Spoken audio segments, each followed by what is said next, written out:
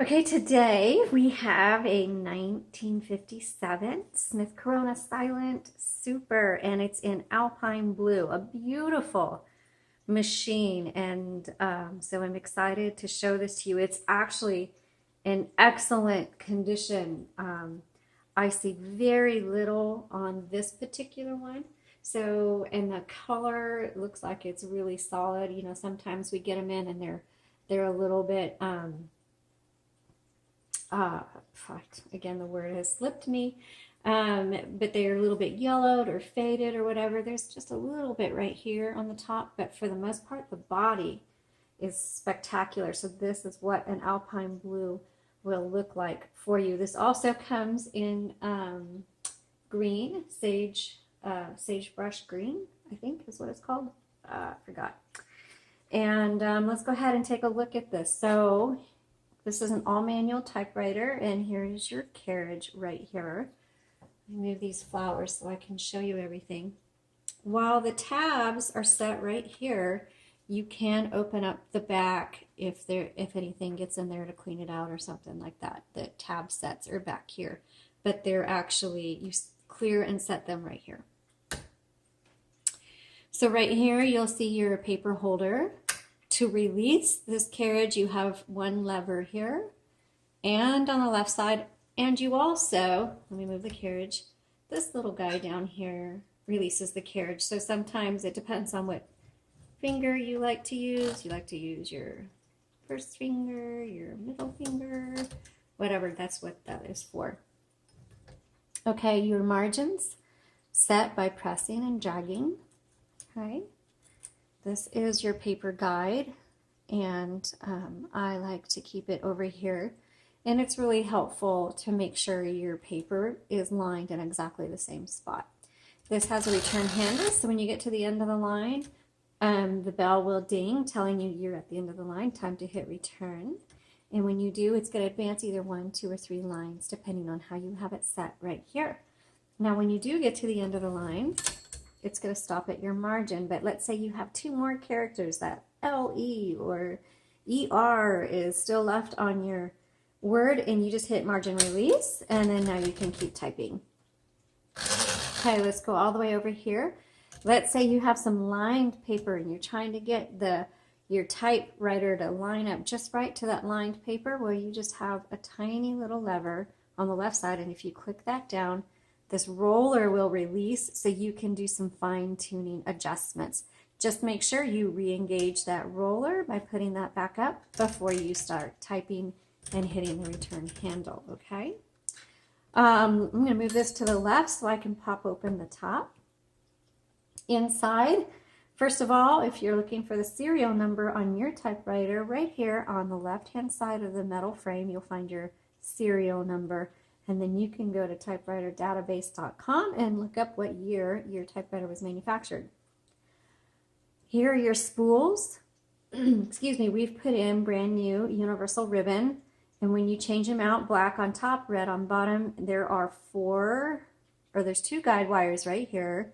And then there's several right here. So make sure they're threaded in properly. If you need an up-close image, you can follow the link in our description. That'll go to it'll go to the product listing for this, even if it's sold, and you can at least take a look at the up-close photos. Okay, so when you do get to the end of your spool, don't change out your ribbon. There is a lot of ink in there, and it lasts a lot of time. And some people say, oh, my ink is dry. Now, probably what it is you're at the end of your ribbon spool, and you keep typing, and it's so faint, and you need to reverse the direction of your ribbon, and you need to do that right here.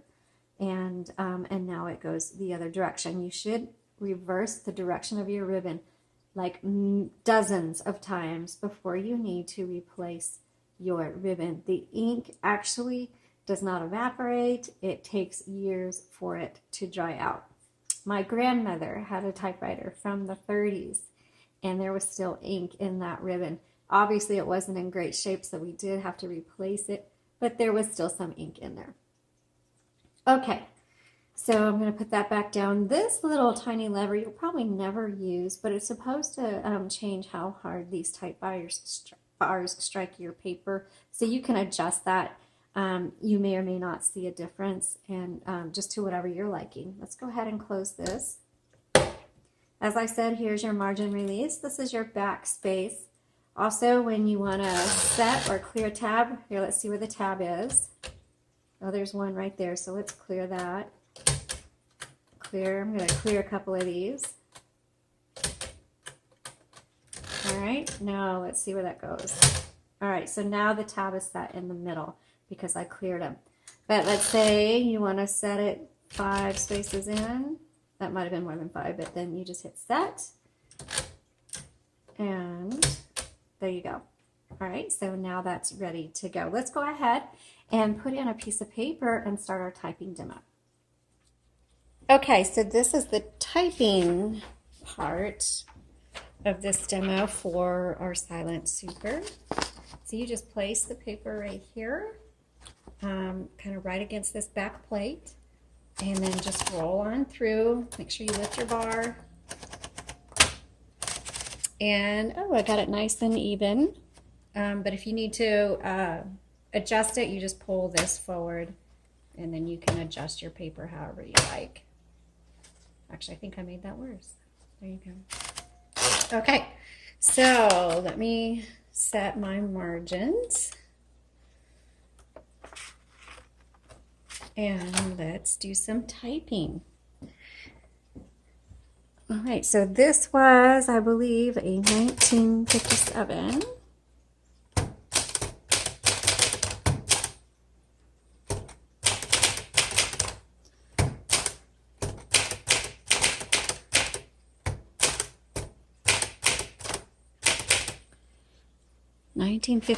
Smith Cone Silent Super. Okay. And I had hit a space in there. Let's keep going through. So I really, the color on this is stunning. Sometimes we get, I think I mentioned before, we'll get the colored, the Alpine blue or the seafoam green, we'll get it in and it has a little bit of discoloration. This one, it looks amazing.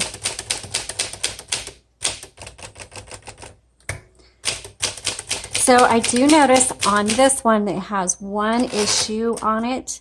So the shift lock doesn't always release. Usually it's the other way around where the shift lock won't hold. And in this case, it doesn't like to release. So you'll have to tap it to release it.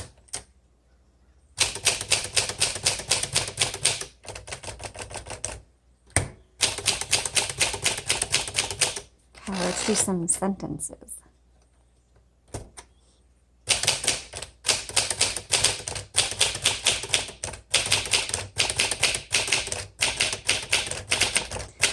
You know, the keys feel really good. They're not hesitant or sticky, but at the same time, they're firm and solid. Sorry, my typewriter is crooked.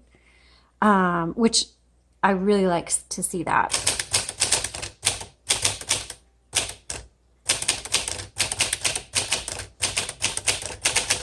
It's also easy. Some manuals are take a little more effort, but as far as manuals go, this is a very easy typer. So even if this is your first typewriter, you're gonna really like this.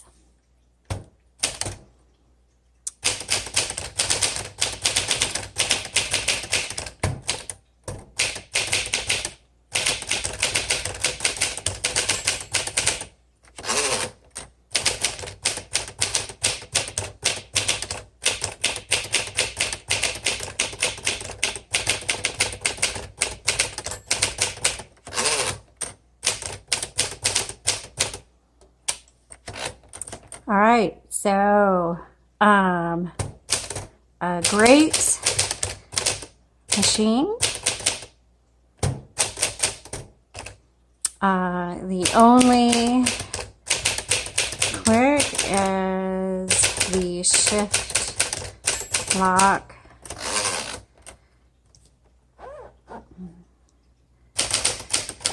Doesn't. Oops, I did an 8. let's redo that. It doesn't always release on its own. Oh, nice. That's great. This is a fantastic machine. It's beautiful, works very well, just has that one minor issue. So take a look at it. The link is in the description below. Thanks so much for watching and have a blessed day.